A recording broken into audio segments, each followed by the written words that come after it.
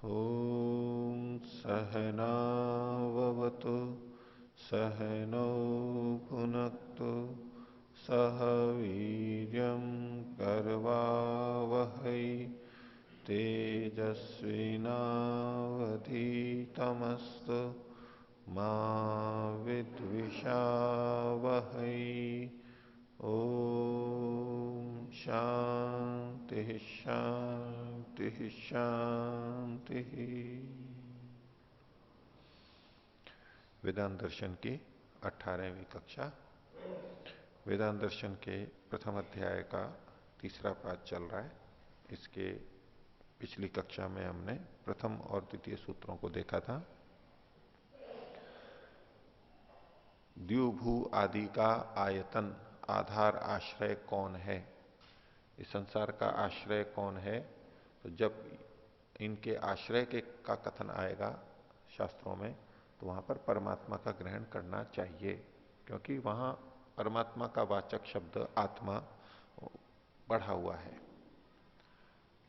तो इसी को और भी आगे तीसरे सूत्र से पुष्ट करेंगे अन्य हेतुओं से। वो पिछले पाठ में से किन्हीं को कुछ पूछना है तो पूछ सकते हैं। पूछिए रमन जी।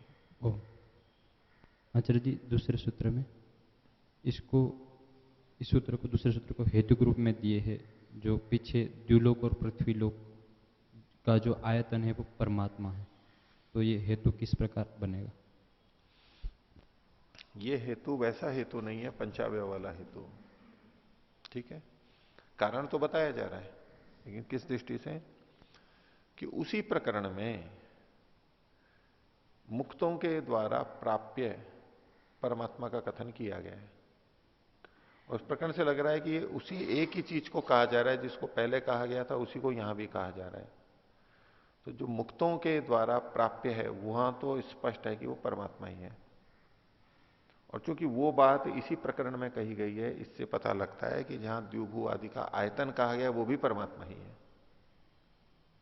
देखो जैसे इन्होंने लिखा,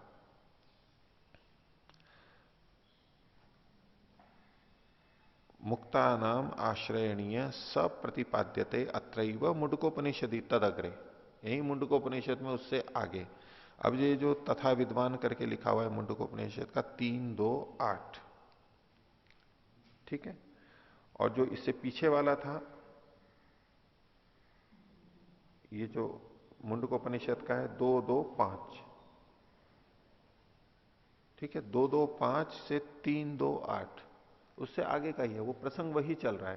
तो इस तरह से ये हेतु बनेगा, थोड़ा परंपरा से बनेगा कि मुक्तों के द्वारा प्राप्तव्य होने से, इतना नहीं, मुक्तों के द्वारा प्राप्तव्य का कथन इसी प्रसंग में आगे होने से, और मुक्तों के द्वारा प्राप्य परमात्मा ही है, इसलिए पूर्व वाले प्रसंग में भी आयतन परमात्मा ही होगा।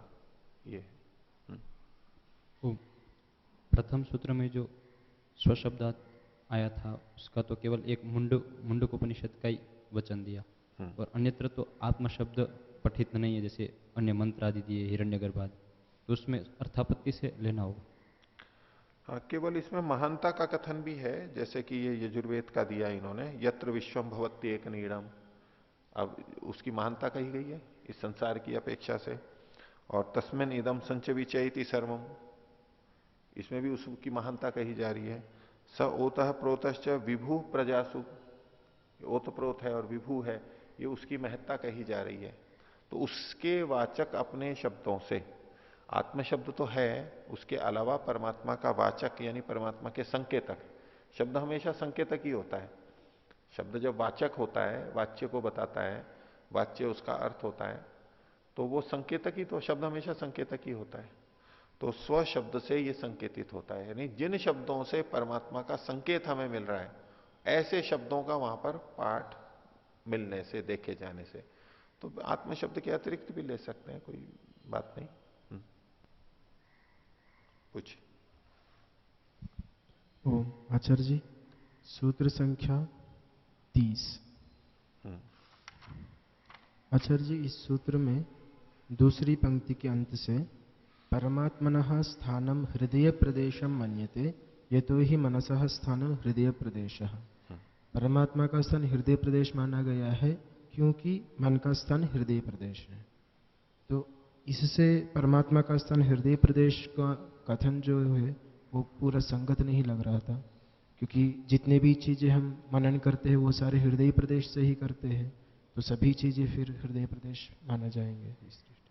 हाँ, मैं दो तरह से उत्तर देता हूं आपका। एक तो पंक्ति का अर्थ भी देखेंगे, लेकिन यहां जो कहा गया कि क्योंकि मन का स्थान हृदय प्रदेश है इसलिए परमात्मा का स्थान हृदय प्रदेश है, ये जो अर्थ ले रहे हैं ना, वास्तव में इस पंक्ति का ऐसा अर्थ नहीं है। मन का स्थान हृदय प्रदेश है इसलिए परमात्मा का स्थान हृदय प्रदेश है, ये नहीं, ये नहीं, सीधे सीधे नहीं वैसे। और हम किसी चीज का स्मरण करते हैं, वो वस्तु तो बाहर होती है या जहां भी होती है, मन में हम उसका स्मरण करते हैं, चिंतन करते हैं, ये एक सामान्य प्रक्रिया हमारी है ही। तो जब हम उसको हृदय प्रदेश में या मन में कहेंगे तो वो उसका गौण कथन होगा हृदय में। अब केवल इसके हृदय में तो धन बसा हुआ है, रुपया बसा हुआ है। अब वो रुपया वैसे थोड़ा ना बसा हुआ है कि अंदर ही बैठा है, रुपया तो जहां रखा है रखा है, लेकिन विचार के स्तर पर धन ही धन उसके मन में है। तो अब धन का स्थान जो हृदय प्रदेश कहा गया, ये गौण कथन है, वास्तविक कथन नहीं है। इससे कुछ संकेतिक अर्थ निकाल रहे हैं। इसी तरह से परमात्मा सर्वव्यापक तो है ही, लेकिन फिर भी उसको हृदय प्रदेश या अंदर गुहा में मन में कहा जा रहा है। इसका मतलब है कि वहां उसका मनन चल रहा है, चिंतन चल रहा है, इस रूप में, गौण कथन के रूप में। अंदर भी है वैसे तो परमात्मा, धन तो अंदर नहीं है मान लीजिए, बाहर ही है, लेकिन परमात्मा तो अंदर भी है। पर वहां दिक्कत यह कि अंदर ही क्यों कहा गया, बाहर भी तो है वो, तो अंदर विशेष रूप से इसीलिए क्योंकि वहां पर चिंतन चलता है। इस पंक्ति को देखो एक बार, अनुस्मृति को खोला इन्होंने 30वें सूत्र की, अनुगत्य स्मरणम अनुस्मृतिर विशेष ध्यानम तस्मात विशेष ध्यानात मनोयोग ध्यानात एवं। तो पीछे तो खोलते खोलते आ गए, अब मनोयोग ध्यानात एवं, ये मनोयोग ध्यानात ये हेतु है, अनुस्मृति ये हेतु है। सूत्र में जो कहा ना अनुस्मृति है बाद, ये अनुस्मृति वाला हेतु है वास्तव में। मनोयोग ध्यानात एवं परमात्मना स्थानम हृदय प्रदेशम मन्यते, हो गया। तो परमात्मा का स्थान हृदय प्रदेश क्यों, क्योंकि मनोयोग से ध्यान करने से, मनोयोग ध्यानात, अनुस्मृति का अर्थ क्या, ये वास्तव में हेतु है। तो अब प्रश्न ये उठ रहा था कि मन से ध्यान करते हैं, इससे परमात्मा का स्थान हृदय प्रदेश क्यों। तो मन से जोड़ते हुए कहें यतो ही मनसा स्थानम हृदय प्रदेश, मनोयोग ध्यान से जोड़ते हुए इसको देखेंगे, क्योंकि मन हृदय प्रदेश में है और हृदय प्रदेश में मन के द्वारा परमात्मा का स्मरण किया जाता है, इसलिए अब ये पूरा बनेगा। अगर आप यूं देखो कि चूंकि मन का स्थान हृदय प्रदेश है इसलिए परमात्मा भी हृदय प्रदेश में है, अपने आप में ये नहीं बनेगा हेतु, और न ये हेतु सूत्रकार ने दिया भी है। मनन होने से, हृदय प्रदेश में मनन होने से परमात्मा का स्थान भी हृदय प्रदेश है। मनन हृदय प्रदेश में क्यों, क्योंकि मन का स्थान भी वहीं पर ही है, ये बात हो गई। ठीक है, शक्तिनंदन जी। ओम। आचार्य जी, तृतीय पाद के पहला सूत्र और भाष्य में आधेयम च तस्य खलु महिमा ही केवलम भवति सतु महिमनो ज्यायान अवतिष्ठते। मैं अपने विचार प्रस्तुत करना चाहूंगा इस विषय पर। आधेयम च तत्, वह आधेय है, द्यू भू आदि, और तस्य खलु महिमा, उसकी महिमा, उसी की तो महिमा है।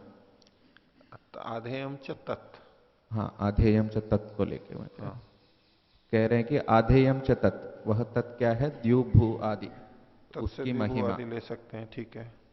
उसकी महिमा केवल महिमा ही होती है, मतलब वो बहुत विस्तृत है, बड़ा है, द्यू भू आदि। परंतु सतु महिमनो ज्यायन अवतिष्ठते, वह परमात्मा उस महिमा से भी ज्यायन, बड़ा भी है और प्रशस्त भी है। मैं अष्टाध्यायी के सहारा से बता रहा हूँ। ज्यायन प्रशस्य श्रह ज्याच वृद्धस्य, उस महिमा से भी बड़ा भी है और प्रशस्त भी है। तो केवलम भवती से केवल महिमा है, बड़ा बड़ा ही है द्युभु आदि, परंतु वह न केवल बड़ा है, वो प्रशस्त भी है। ठीक है। महिमनो ज्यायान, महिमा से प्रशस्त है, बड़ा है, ठीक है, एक ही बात है। दोनों से हम अलग अलग करके भी देख सकते हैं। आप महिमा के अतिरिक्त जो बड़प्पन देख रहे हैं वो क्या है? सर्वव्यापकता, उससे श्रेष्ठ है। एक तो आपने कहा ज्यायान, महिमा से भी ज्यायान श्रेष्ठ है, और श्रेष्ठ है गुणों में, ठीक है। और उससे बड़ा है, बड़ा किसमें? सब दृष्टि भाई श्रेष्ठ, वैसे भी आप देखो तो श्रेष्ठता जो भी होती है वो बड़प्पन के कारण ही होती है। और बड़ा है इसका मतलब है श्रेष्ठता भी है।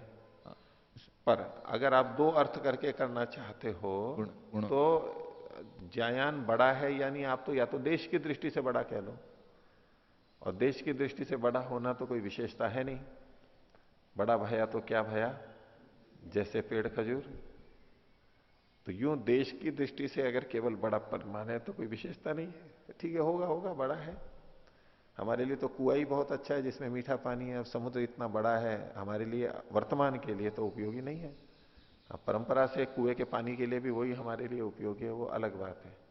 तो या तो आप दो अलग अलग करोगे तो अलग अलग, नहीं तो श्रेष्ठ है मतलब तो बड़ा है, एक ही बात है वो, तो उसमें अंतर नहीं आएगा। जी, मतलब यहाँ क्या है आचार्य, तुलना की जा रही है, द्युबोध आधे और आधार के बीच में एक तरह से तुलना की जा रही है। तो इसमें तो कोई संदेह है ही नहीं। जी, तो जिस तरह के उदाहरण बताते हैं वहां यद्यपि खजूर का पेड़ का वहां परिस्थिति विशेष में वो बताया जा रहा है, यद्यपि लंबाई का भी अपना एक गुण माना जाता है, अपनी प्रशस्तता मानी जाती है। नहीं, कहने का तात्पर्य है कि द्युभु आदि तो विशाल तो है, इससे भी विशाल भी है और प्रशस्त भी, उस तरह मान सकते हैं, कोई आपत्ति नहीं है, मान सकते हैं, कोई कोई कोई आपत्ति नहीं, अच्छा है। और किसी को पूछना है इधर? नहीं, पूछो। ओम आचार्य जी, सूत्र संख्या 26।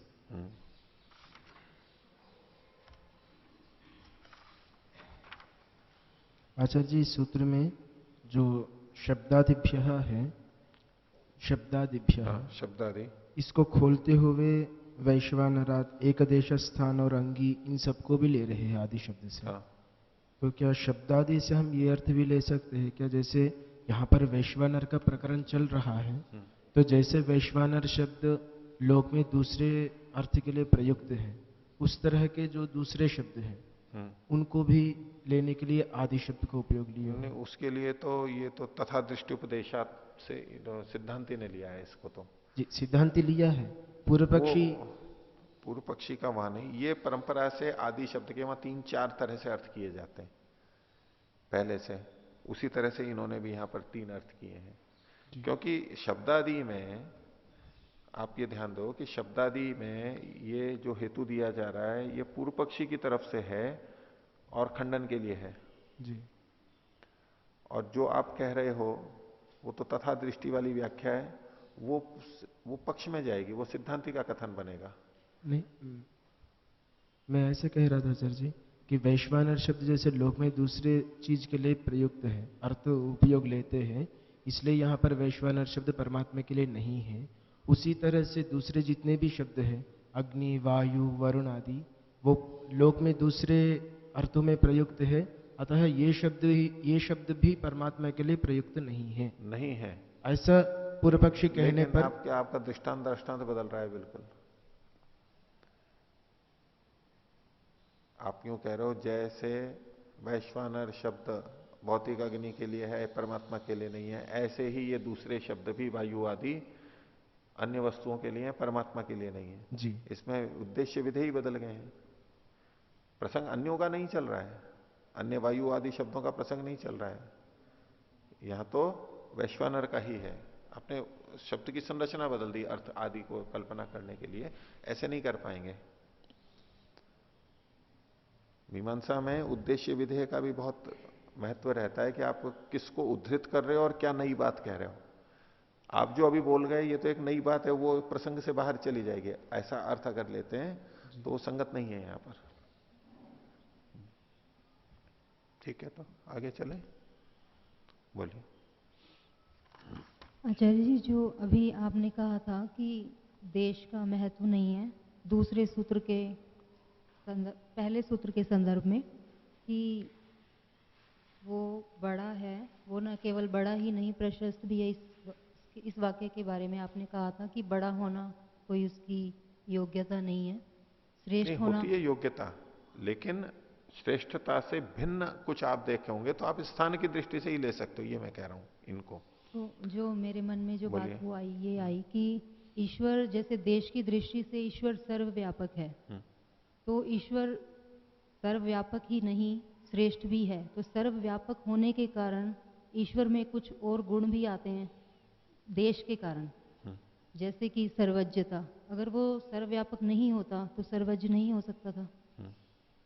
तो ये नहीं, ये तो ठीक है कारण कार्य संबंध की दृष्टि से कि वो सर्वव्यापक है तो सर्वज्ञ बनेगा, ठीक है। जो सर्वव्यापक है वही सर्वज्ञ हो सकता है, उस हेतु की दृष्टि से बिल्कुल ठीक है। इनका क्या कहना था कि यहां पर स तो महिमनो ज्यायान अवतिष्ठते, महिमा तो है इस संसार की, और वो उस महिमा से भी ज्यायान, ज्यायान शब्द के दो तरह से अर्थ किए। एक तो किया श्रेष्ठ, ठीक है, और एक किया बड़ा, दो तरह से अर्थ हो जाते हैं। तो ये दोनों अर्थों को यहां घटाना चाह रहे हैं। तो मैं ये कह रहा था कि जो बड़ा होता है वो श्रेष्ठ होता है, एक सामान्य नियम से है, अपवाद रूप में तो आप अलग कर सकते हैं। और जो किसी व्यक्ति को हम बड़ा तभी तो कहते हैं जब उसमें श्रेष्ठ गुण हो, ठीक है, उन गुणों की अधिकता के कारण ही हम उसको बड़ा कहते हैं। धन में बड़ा है, ज्ञान में बड़ा है, बल में बड़ा है, ऐसे उसको हम श्रेष्ठ कहते हैं। जो श्रेष्ठ होता है वो बड़ा होता है, जो बड़ा होता है वो श्रेष्ठ होता है। इस दृष्टि से मैं कह रहा था कि आप उसको अलग कर नहीं सकते हो वैसे, लेकिन लोक में हम इसको अलग अलग दृष्टि से यदि देखते हैं तो आपके पक्ष में यह बनेगा कि श्रेष्ठ तो अन्य गुणों में हम कहेंगे और बड़ा कहेंगे स्थान की दृष्टि से, सर्वव्यापकता की दृष्टि से। प्रकृति कितनी भी फैली भी हो लेकिन फिर भी उसकी अपेक्षा से छोटे से देश में है, और परमात्मा व्यापक है। उस दृष्टि से ये बात थी, एक दूसरे से संबंधित है, मैं उसमें कोई निषेध नहीं है, आप अलग ढंग से जो भी बोलेंगे इसको केवल एक मान के कह सकते हैं ना, जैसे कि एतावानस्य महिमा अतो ज्यायाश्च पुरुष, जब ये कहा जा रहा है इसकी बहुत महिमा है, अतो ज्यायाश्च पुरुष, वो इससे भी बड़ा है, उससे भी श्रेष्ठ है, दोनों अर्थ कोई आपत्ति नहीं। हाँ ओम। अच्छा जी, अगर श्रेष्ठ ही प्रशस्य है, प्रशस्य श्रेष्ठ हो तो पाणिनि जी को दो सूत्र बनाने नहीं पड़ते? नहीं, लोक में अर्थ है वो तो मैं खुद भी कह ही रहा हूं ना, वो भी है, लेकिन दोनों बातें उसको एकदम नकार नहीं रहा हूं, लेकिन वो ही अर्थ यहां पर लेना कोई बहुत आवश्यक नहीं है कि भाई हम इनको दोनों को यहां पर लें। अगर यूं करने लगेंगे तो हम साथ में कह सकते हैं कि एक शब्द का एक ही अर्थ लिया जाएगा, उसी वाक्य में एक शब्द के दो अर्थ नहीं ले सकते। ये फिर भी मीमांसा की दृष्टि से चर्चा आएगी। मान लीजिए इन्होंने दो अर्थ ले लिए, या तो शब्द की आवृत्ति होती या पर्यायवाची शब्द रखे जाते। अगर एक शब्द वहां रखा है तो उस वाक्य में उस शब्द के दो अर्थ हम नहीं ले सकते, एक ही अर्थ लेना चाहिए। अनेक शब्दश्च अन्याय्यम, अन्यायश्च अनेकार्थत्व। तो जो अनेक अर्थता है, यानी अनेक अर्थ को निकालना, ये अन्याय है, अनुचित है। एक सिद्धांत है मीमांसा का, वाक्यार्थ बोध में, यानी भाषा के अंदर एक वाक्य रखा हुआ है और उसमें एक शब्द के बहुत सारे अर्थ लेकर के हम यूं करने लगेंगे तो ये गलत है, ऐसा नहीं लेना चाहिए, क्योंकि ऐसा करते हुए फिर कोई कुछ कुछ भी अर्थ करने लग जाते हैं।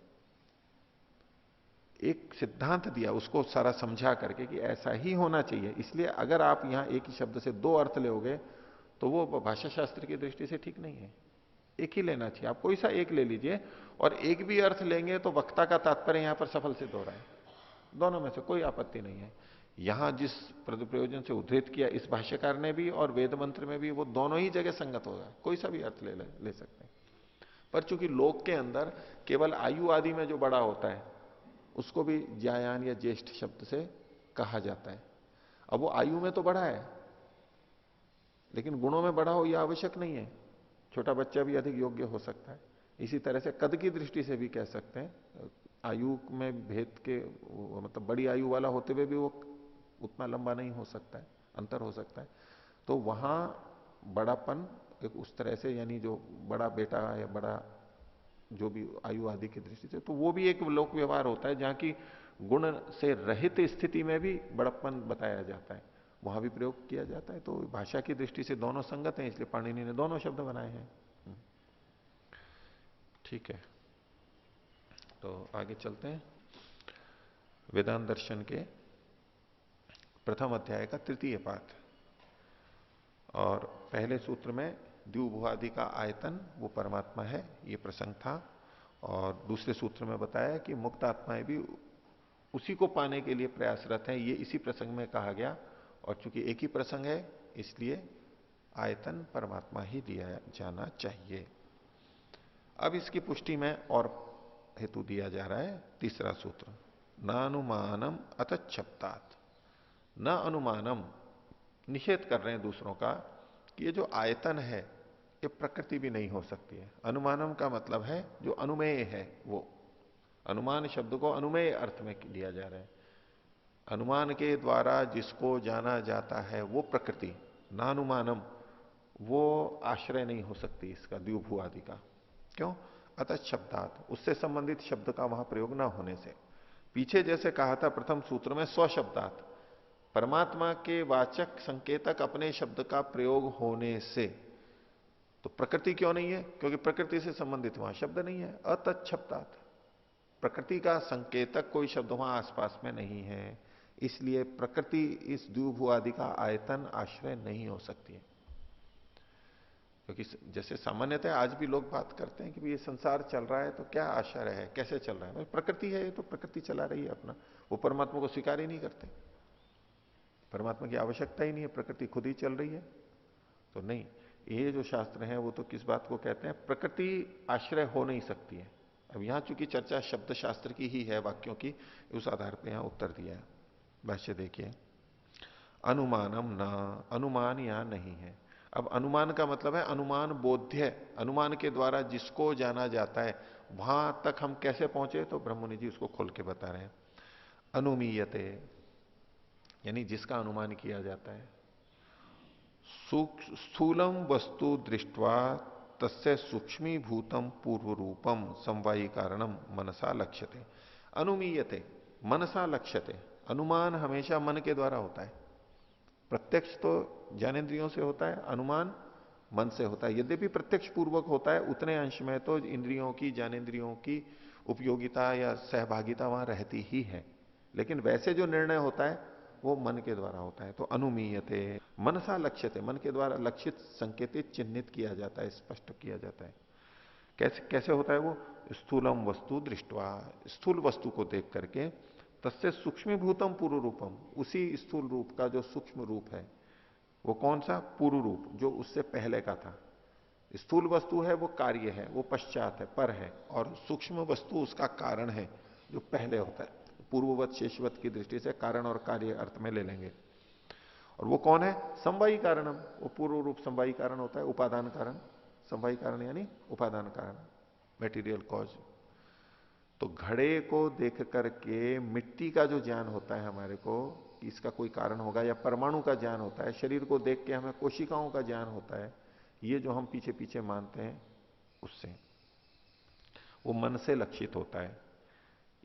कौन है वो? यत तद अव्यक्तम प्रकृति नामकम, अल्प विराम, जो ये अव्यक्त है और प्रकृति नाम से कहा जाता है, अव्यक्त प्रकृति के नाम से कहा जाता है, उसका हम अनुमान करते हैं, उसका प्रत्यक्ष नहीं करते हैं। आगे तो अनुमानम न, अनुमानम मतलब अनुमान बोध्य, अनुमान से जो जाना जाता है वो प्रकृति, अव्यक्त यहां अनुमान शब्द से कहा जा रहा है। तो अनुमान भी प्रकृति भी नहीं है। न द्विभू भू प्रभृति नाम आयतनत्वेन ग्राह्यम, प्रकृति द्विभू आदि के आश्रय के रूप में स्वीकृत नहीं की जा सकती, नहीं ग्रहण करनी चाहिए। कुतः क्यों? अतच्छब्दात, तत्संबंधी आगम अभावात, उससे संबंधित आगम यानी शब्द प्रमाण का अभाव होने से उस प्रसंग में ऐसा कोई शब्द नहीं लिखा है। आगे, न ही वेदे किंबा उपनिषदि तस्य आयतनत्व प्रदर्शक शब्दों विद्यते अल्प विराम। ये पूरे ही शास्त्रों को ले लिया इन्होंने, वेद में या उपनिषद में किसी भी शास्त्र में इसका प्रकृति को संसार के आयतन के रूप में नहीं कहा गया है। ऐसी कोई श्रुति नहीं है, सीधे सीधे वचन कहीं भी नहीं मिल रहा है कि प्रकृति इन द्विभू आदि का आश्रय है, आयतन है, ऐसा कोई वचन ही नहीं मिलता है। शब्द प्रमाण से ही सिद्ध कर रहे हैं। किंतु तस्य प्रकृत्याख्यस्य अपि आयतनम स एव परमात्मा वर्ण्यते, बल्कि इसके विपरीत उस प्रकृति का भी आश्रय परमात्मा तो वर्णित किया गया है।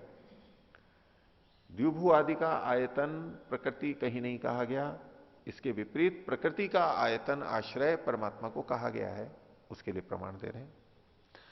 परित्य भूतानि परित्य लोकान परित्य सर्वाः प्रदिशो दिशश्च उपस्थाय प्रथमजामृतस्यात्मनात्मानम अभिसंविवेश, यजुर्वेद 32:11। तो परित्य, परित्य चारों ओर से व्याप्त करके, घेर करके, परित्य भूतानि जितने भी प्राणी हैं उन सबको चारों ओर से घेर के या उनमें व्याप्त होकर के, समस्त प्राणियों में व्याप्त होकर के, परित्य लोकान और सब लोकों में भी व्याप्त होकर, सूर्य चंद्र आदि लोक हैं उनमें भी व्याप्त होकर के, परित्य सर्वाः प्रदिशो दिशश्च और सब दिशाओं और उपदिशाओं में भी व्याप्त होकर के, प्रदिशा मतलब बीच वाली दिशाएं, उपदिशाएं, दिशश्च मतलब दिशाएं, सर्वा सारी दिशाएं और उपदिशाओं में भी व्याप्त होकर, तो प्राणियों लोकों और सब दिशाओं में व्याप्त होकर के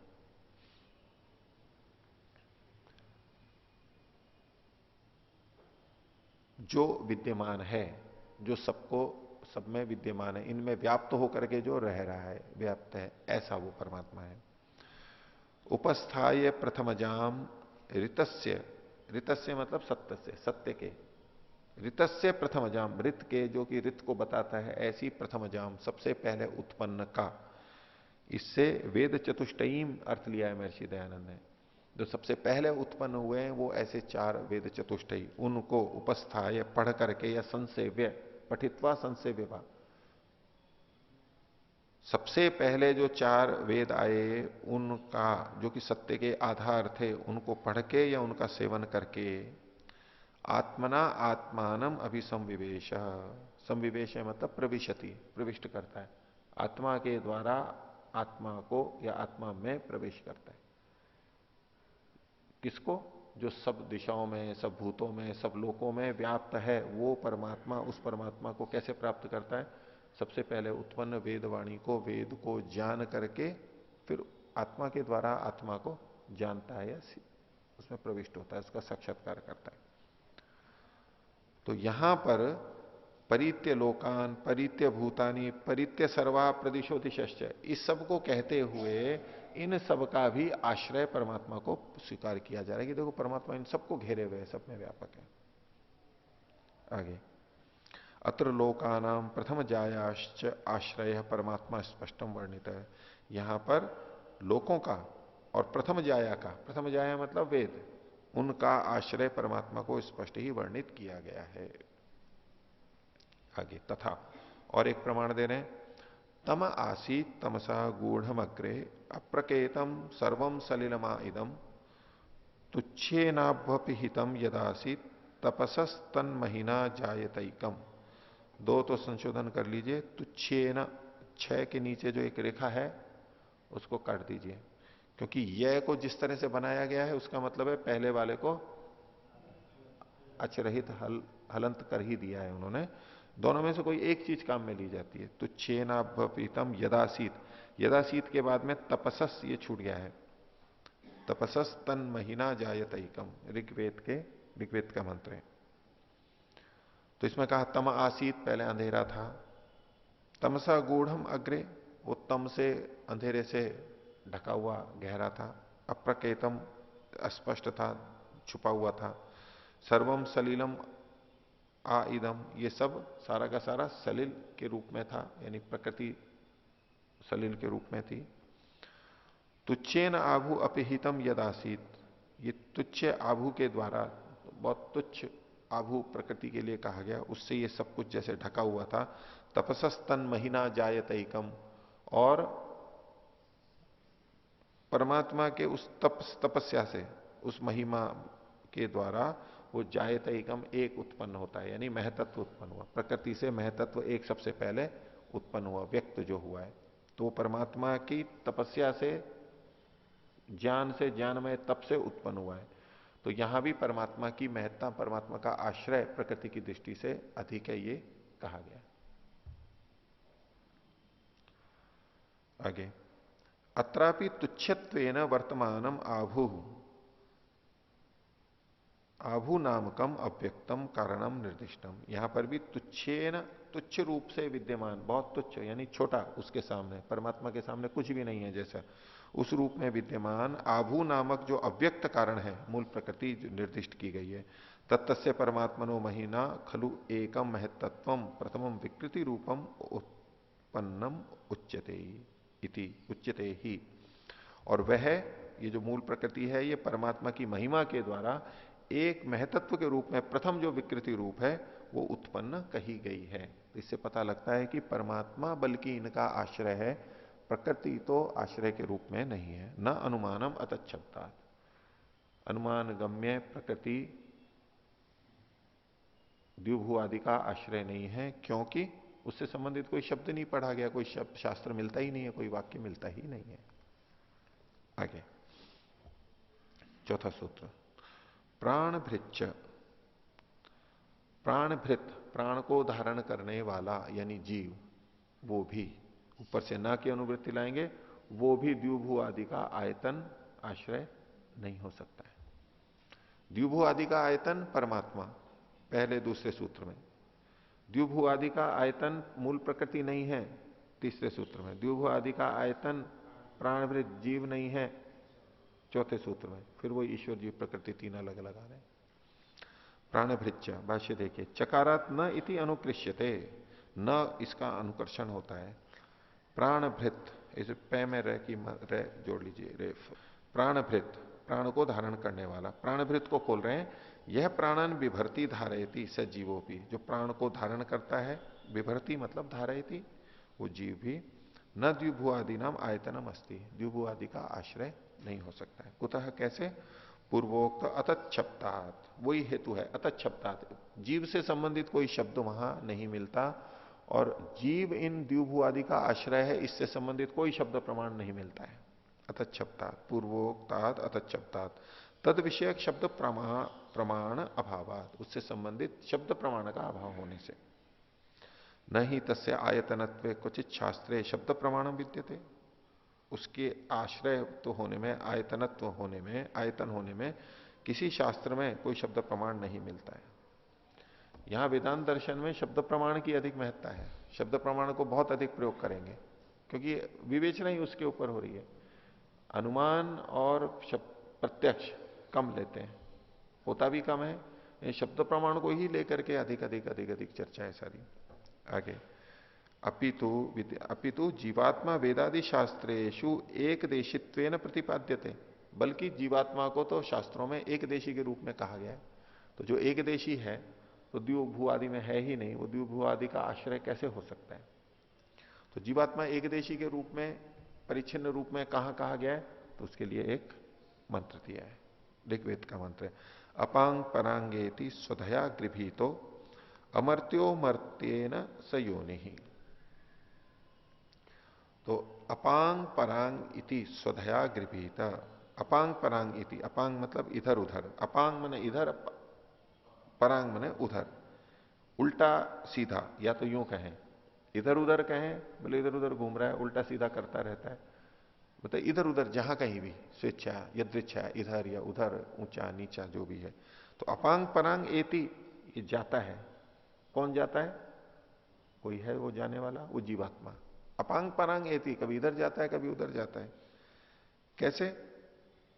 स्वधया गृहीता, स्वधा के द्वारा गृहित हुआ हुआ, प्रकृति के द्वारा। स्वधा मतलब यहां पर प्रकृति है, स्वधा से गृभित, ग्रहण किया गया है। जीवात्मा ऐसा है जैसे कि प्रकृति ने उसको ग्रहण कर रखा हो। जैसे शरीर में आत्मा है, तो जैसे शरीर ने आत्मा को ग्रहण कर रखा हो, एक पात्र में जैसे कुछ जल आदि या कुछ पात्र हो, पारा हो, ऐसे शरीर के अंदर आत्मा गृहित किया हुआ है। तो स्वधा गृहित है, स्वधा के द्वारा गृहित हुआ हुआ, और कैसे करता है? अमर्त्य, ये अमर्त्य इसका करता है। अपांग परांग एति कह अमर्त्य, जो कि मरण को प्राप्त नहीं होता, यानी जीव नष्ट नहीं होता है वो।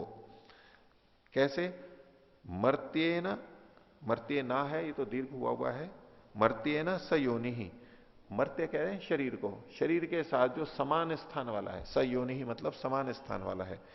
अमर्त्य यानी आत्मा जो शरीर के साथ समान स्थान वाला है, जहां शरीर है वहीं आत्मा है, एक ही स्थान वाला है। तो शरीर के साथ एक स्थान वाला रहते हुए ये प्रकृति के द्वारा गृहित होता हुआ इधर और उधर आता जाता है। जब इस वाक्य से क्या पता लगा? एक तो वो शरीर के साथ समान स्थान वाला है, तो शरीर एक देशी है, वो भी एक देशी है। दूसरा, इधर और उधर जाता है, गति का कथन किया जा रहा है। गति का कथन इस बात को सिद्ध करता है कि वो एक देशी है, देशांतर प्राप्ति उसी की हो सकती है, सर्वव्यापक की नहीं। आगे, अत्र अमर्त्यो जीवात्मा, अमर्त्य शब्द से जीवात्मा गृहित होगा। मर्त्येन शरीरेण बद्ध इव, मर्त्य शरीर से बद्ध हुआ सा, एव शरीरे संसारे बद्ध एव, हाँ शरीरेण बद्ध एव, शरीर से बद्ध ही संसारे व्यवहारम विदधाति, संसार में अपने विभिन्न कार्यों को करता है। एवं एक देशी भूता स न द्युभू प्रभृति नाम आयतनम भवितुमर्हति, और ऐसा जीव जैसा वर्णन किया गया वो एक देशी इन द्युभू आदि का आयतन आधार नहीं हो सकता। ठीक है, तो प्राण भृच्च। और ये जीवात्मा द्युभू आदि का आश्रय नहीं हो सकता, उससे भिन्न है, इससे भी पता लगता है द्युभू आदि का वो आयतन नहीं हो सकता है। कैसे? तो पांचवां सूत्र में कहा भेद व्यपदेशात, भेद का कथन होने से, जीवात्मा और परमात्मा में भेद का कथन होने से भी आत्मा द्युभू आदि का आश्रय नहीं हो सकता। कैसे बता रहे हैं? यश्च अत्र आयतनत्वेन आत्मा वर्णितः, यहां जो आधार के रूप में आत्मा वर्णित है, स जीवेन जातव्य उपदिश्यते, उसको जीव के द्वारा जानना चाहिए, जाने वो जानने योग्य है, ऐसा कथन किया। द्युभुआदि का आयतन जो आत्मा शब्द है, आत्मा शब्द तो है, लेकिन साथ में ये भी कहा गया है कि वो जीवात्मा के द्वारा जानने योग्य है वही। क्योंकि उस प्रसंग में अंत में उन्होंने कहा था तमेव एकम जान था आत्मानम, उस एक आत्मा को जानो। तो वो जिसको जानो वो तो आत्मा है, ठीक है, और जानेगा कौन? उपदेश किसके लिए किया जा रहा है? वो जीवात्माओं के लिए किया जा रहा है। तो आत्मा को कहा जा रहा है कि परमात्मा को जानो, जो द्युभु आदि का आयतन भी कहा गया था। तो आत्मा किसको जानेगा? परमात्मा को जानेगा, इसलिए द्युभु आदि का आयतन भी परमात्मा ही होगा। एक है जो दूसरे को जान रहा है, तो एक दूसरे को जान रहा है, यानी कर्ता और कर्म में भेद होने की दृष्टि से ये दोनों अलग अलग हैं। और जिसको जान रहा है, आत्मा जिसको जान रहा है वो आयतन है वहां पर। तो तमेव एकम जान था आत्मानम एवं स आयतन भूतो ज्ञातव्य परमात्मा जातुर्जीवात भेदेन व्यपदिश्यते। इस प्रकार से आश्रयभूत ज्ञातव्य परमात्मा जानने वाले जीवात्मा से भिन्न के रूप में यहां पर कथन किया गया। तस्मात द्युभु प्रभृति नाम आयतनम न जीव, इसलिए जीव इनका आश्रय नहीं है। हो गया? और सिद्ध कर रहे हैं छठा सूत्र, प्रकरणात्, प्रकरण से भी पता लगता है कि द्युभु आदि का आश्रय परमात्मा ही है। प्रकरणात्, तो प्रकरणम खलु परमात्मा विषयकम, ये प्रकरण परमात्मा का है। अब वो मुंडकोपनिषद का सारा प्रसंग था,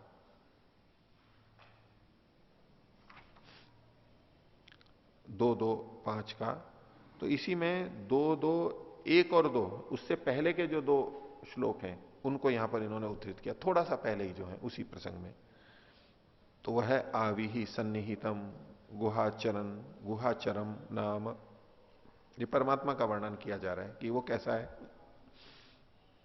आविहि, वो प्रकट है, प्रत्यक्ष है, प्रकट हुआ है, वो उसको जानना चाहे तो प्रकट है, एकदम ऐसा छुपा हुआ नहीं है कि कोई जान नहीं सकता है। सन्निहितम, और वो निकट है, हृदय गुहा में है। गुहाचरम, उसका नाम भी गुहाचरम है, जो गुहा में चरण करता है, गति करता है, उसको गुहाचर कहा गया। जैसे रात्रिचर होता है, शनिश्चर होता है, नक्तंगचर होता है, रात्रि में जो घूमते हैं उनको निशाचर, हाँ निशाचर भी कहते हैं। जो रात्रि में घूमते हैं, तो ये परमात्मा कैसा है? गुहाचर है। गुहा में गति करता है, गुहा में वो प्राप्त होता है। तो गुहाचरम नाम, उसका नाम गुहाचर कहा गया है। महत्पदम, वो बहुत श्रेष्ठ एक पद है। पद मतलब जिसको हम प्राप्त करने योग्य होते हैं, एक स्थान होता है, लक्ष्य होता है, वो महत्पद है, सबसे ऊंचा प्राप्तव्य स्थान है, ऊंची सीढ़ी है सबसे ऊंची।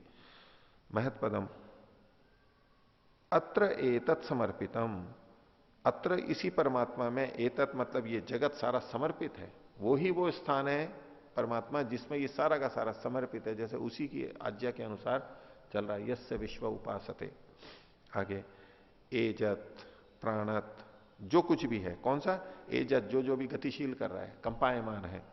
प्राणत, जो प्राण ले रहा है, अभी श्वास ले रहा है, यानी जीवित प्राणी। एजत, चलने वाले या जड़ प्रकृति भी जो कंपायमान हो रही है, प्राणत।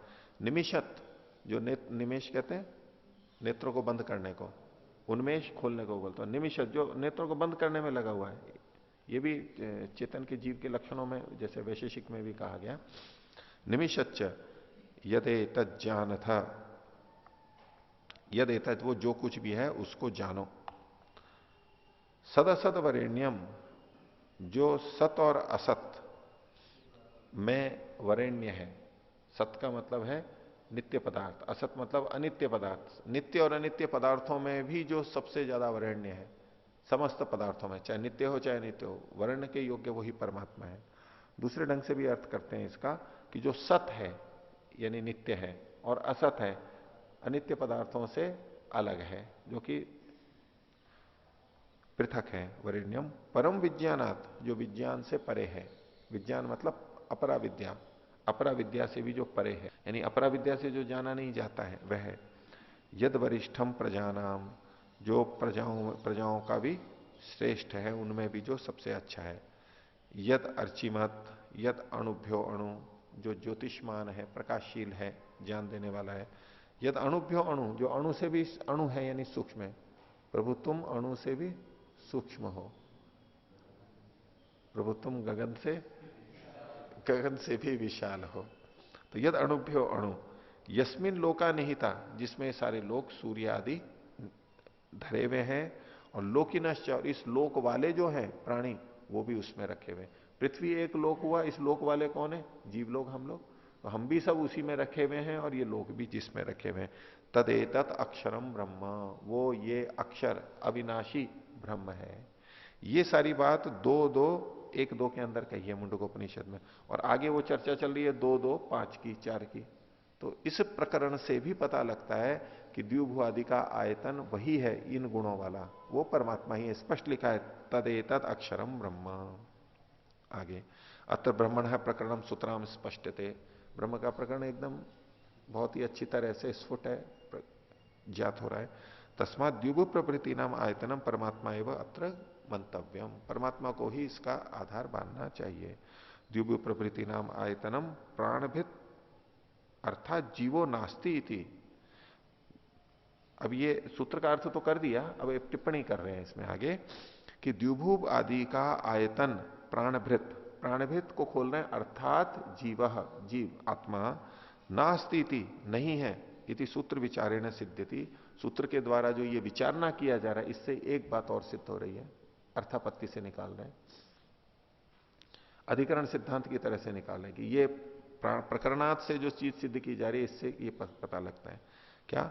यह जीवो द्युप प्रभृति मयस्य जगत पूर्व, कि जीव जो है वो द्युभूप आदि वाले जो जगत है संसार उससे पूर्व है, पहले से विद्यमान है, संसार के बनने के बाद में नहीं बना है जीव।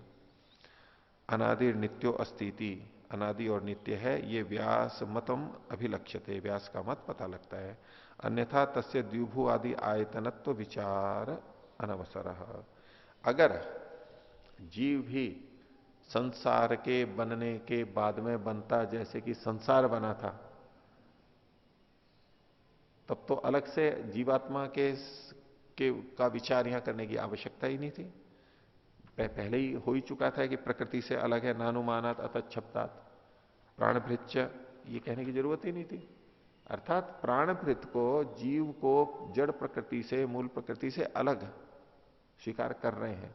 और ये वो चीज है जो कि पहले से बनी हुई है। यदि ये भी बाद में बना होता तो सब चीजों को पहले से ही कथन कर देते। तो इससे तीनों को ये अलग अलग मानते हैं, त्रैतवाद को मानते हैं, ये स्पष्ट होता है। और कह रहे हैं कि इसकी सिद्धि और भी होती है। 7वां सूत्र देखिए, अन्य कारणों से स्थित्यदनाभ्याम च, स्थिति और अदन।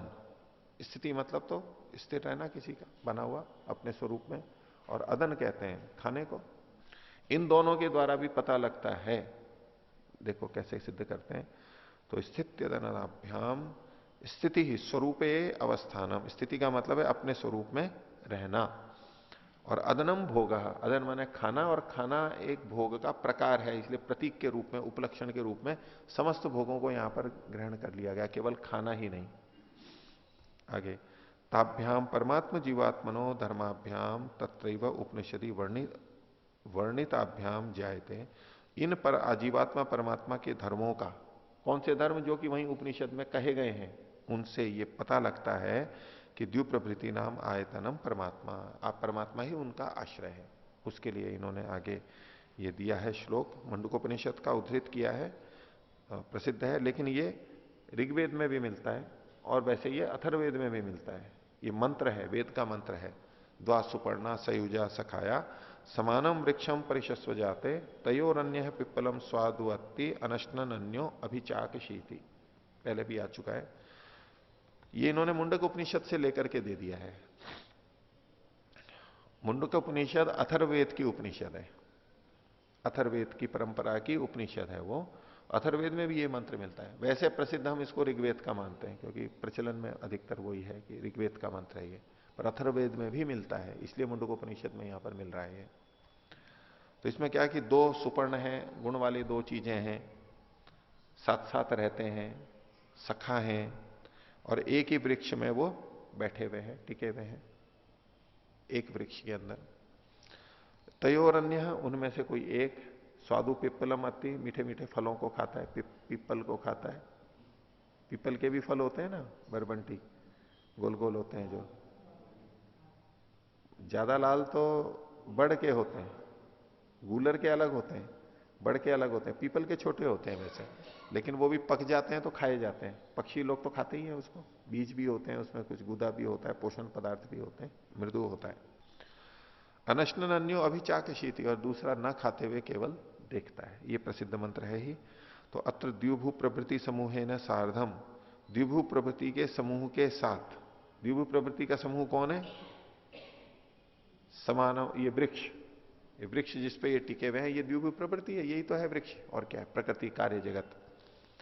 उसके साथ साथ जीवे न धर्मो अदनम भोग, उसके साथ में जीव का कौन सा धर्म बताया गया यहां? अति, अदन, भोग बताया गया। और परमात्मनस्तु धर्म, परमात्मा का कौन सा धर्म यहां पर परिलक्षित होता है, हो रहा है? साक्षित्वेन साक्षित्वेन अवस्थानम एवं, साक्षी के रूप में केवल ठहर के रहना। तो साक्षी के रूप में ठहर के रहना ये तो है स्थिति, और अदन है ये भोग। तो प्रकृति के साथ में दोनों का अलग अलग बताया जा रहा है। क्यों ऐसा? सतु तस्य आधारभूत सन तम द्विभु प्रवृत्ति समूहम अभिरक्षति एवं, वह परमात्मा तो द्विभु आदि का आधार होते हुए उसकी रक्षा करता है। तस्मात् द्विभु प्रवृत्ति नाम आयतनम जीवो नास्ति परमात्मा एव अस्ति इति गतम। तो ये जीव द्विभु प्रवृत्ति का आयतन नहीं है, परमात्मा ही है। इति गतम, गतम मतलब गतम गया, गतम मतलब ज्ञातम, ऐसा जान लिया गया। गमन ज्ञान के अर्थ में है। देखो इसके अंदर हमें, इन्होंने सीधे सीधे नहीं लिखा, लेकिन तात्पर्य यह है, जो भोगने वाला है, खाने वाला है, वो जिसको खा रहा है वो उस पर आश्रित हुआ ना, उसका आश्रय तो नहीं कहला सकता ना वो। जो भोगने वाला है, अर्थात भोगे बिना उसका काम नहीं चलता है। जैसे भोजन के बिना हमारा काम नहीं चलता है, तो हम भोजन पे आश्रित हुए या भोजन हमारे पे आश्रित हुआ? हम भोजन पे आश्रित हैं, हम वायु पे आश्रित हैं, हम जल पे आश्रित हैं, इसके बिना हम जीवन ही नहीं चला सकते। ऐसे ही हम परमात्मा पे भी आश्रित हैं। तो जो भोगने वाला है वो तो दूसरों के आश्रित रहेगा। और परमात्मा चूंकि भोगने वाला नहीं है तो वो किसी के आश्रित नहीं है, उल्टा वो आश्रय है। जो भोगने वाला है वो आश्रित होगा, जो जितने ज्यादा भोग भोगेगा वो उतना ज्यादा आश्रित रहेगा लोगों पे, चाहे प्रकृति के आश्रित हो चाहे मनुष्यों के आश्रित हो, उसको उतने अधिक साधन चाहिए। तो भोगने वाला तो आश्रय नहीं हो सकता, आश्रित ही हो सकता है। लगने में लग सकता है कि वो स्वामी है, बहुत सारे धन संपत्ति मकान है उसके, वो कहेगा कि ये सब इनका स्वामी मैं हूं, तो यानी मैं इनका आश्रय हूं। लेकिन वास्तविकता क्या है, वो उन पर आश्रित है, उनके बिना वो जी नहीं सकता है, छोड़ नहीं सकता है उसको। जैसे आजकल मोबाइल के बिना एक दिन भी नहीं रह सकते, एक घंटे भी मोबाइल को बंद कर दो तो मुश्किल हो जाती है। अंतरंग मित्र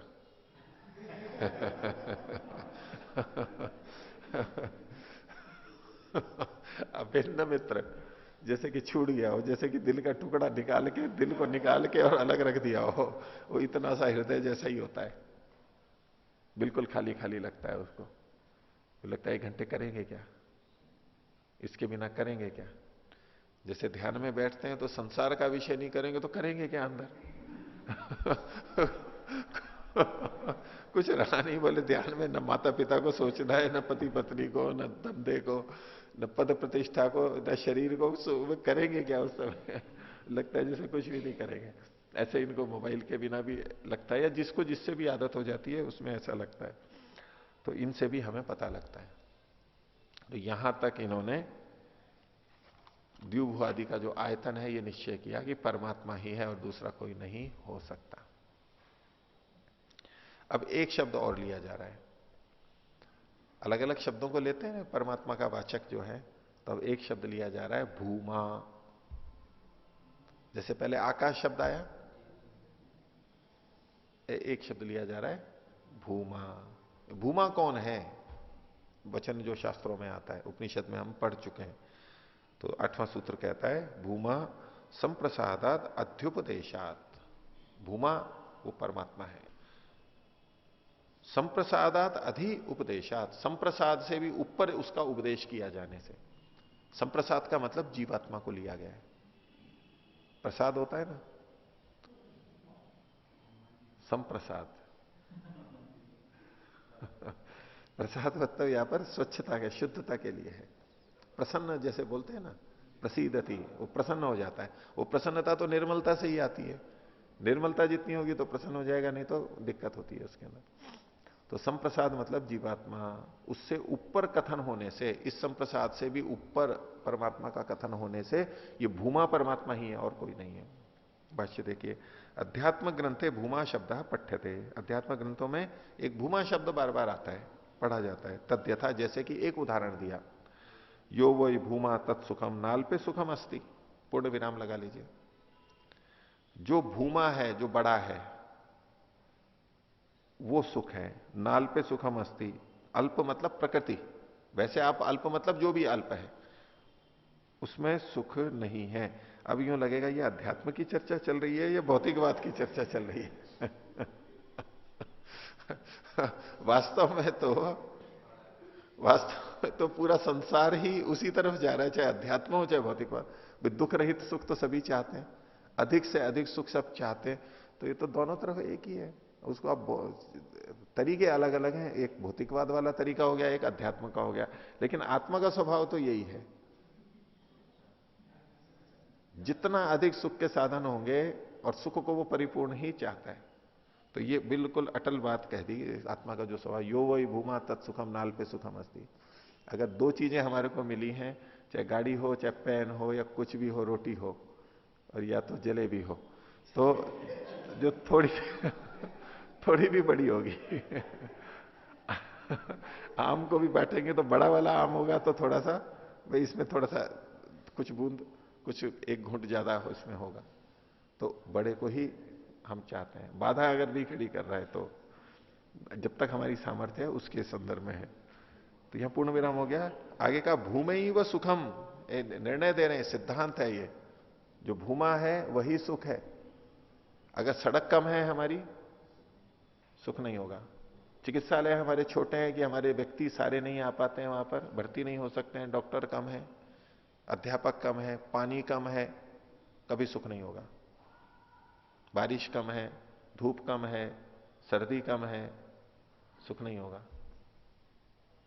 हर सब चीजों के लिए घटेगा। तो नाल पे भूमा ही वो सुखम, जो खूब पर्याप्त मात्रा में रहता है तभी तो सुख आता है कि भाई कोई चिंता नहीं है जिंदगी भर के लिए। जितनी रोटी अभी खानी है उससे थोड़ी सी ज्यादा है,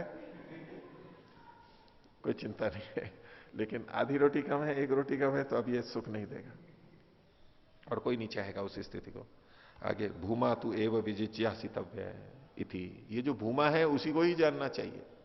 तो देखो एक पंक्ति का तो अर्थ है अधिक और कम, दूसरी दृष्टि से अर्थ है भूमा का मतलब है परमात्मा और अल्प का मतलब है प्रकृति। तो भूमा में ही सुख है यानी परमात्मा में ही सुख है। नाल पे सुखम अस्ति, प्रकृति में सुख नहीं है। भूमा एव सुखम, वो परमात्मा ही सुख है। भूमा तू एव विजिज्ञासितव्य, उस भूमा को परमात्मा को ही जानना चाहिए, वो ही जिज्ञ जानने के योग्य है, उसी को जानना चाहिए। तो ये वो नारद और सनत कुमार वाली कथा है, ये छंदोग्य उपनिषद में जो आती है। नारद जाते हैं इतना सब पढ़ के, कहते हैं कि मेरे को तो अभी भी दुख है। तो उसने बताया जब ये कि जो भूमा है उसी में ही तुमको पूरा सुख मिलेगा परमात्मा का।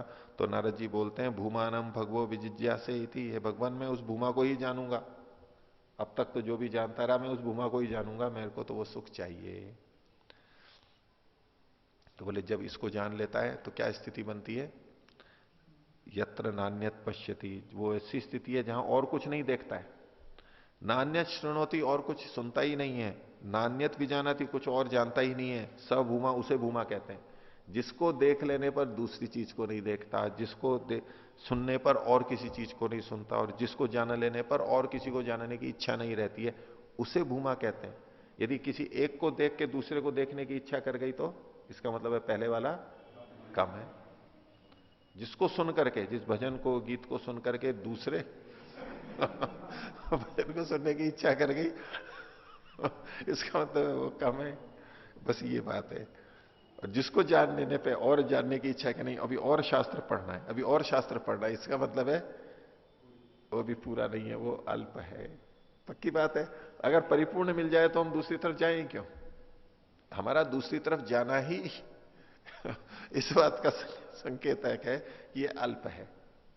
भौतिकवादी हो चाहे अध्यात्मवादी हो, दोनों जगह ये का यही है। ठीक है।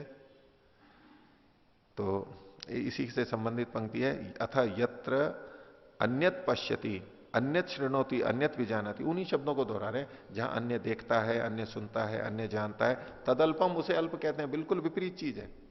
वहां तीनों चीजें घट रही है, जहां तीनों चीजें नहीं घट रही हैं। अल्प और भूमा की यही परिभाषा है। यो वही भूमा तद अमृतम, और जो भूमा है वही अमृत है।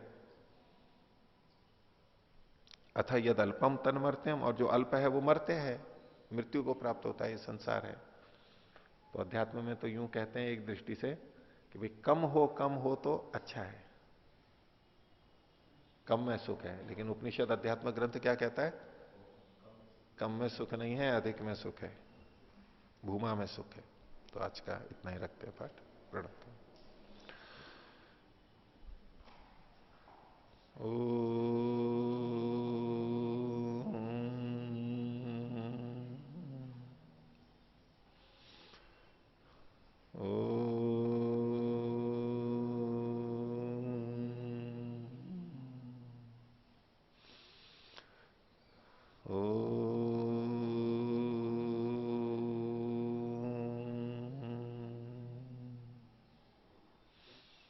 सभी को सदर। ओम।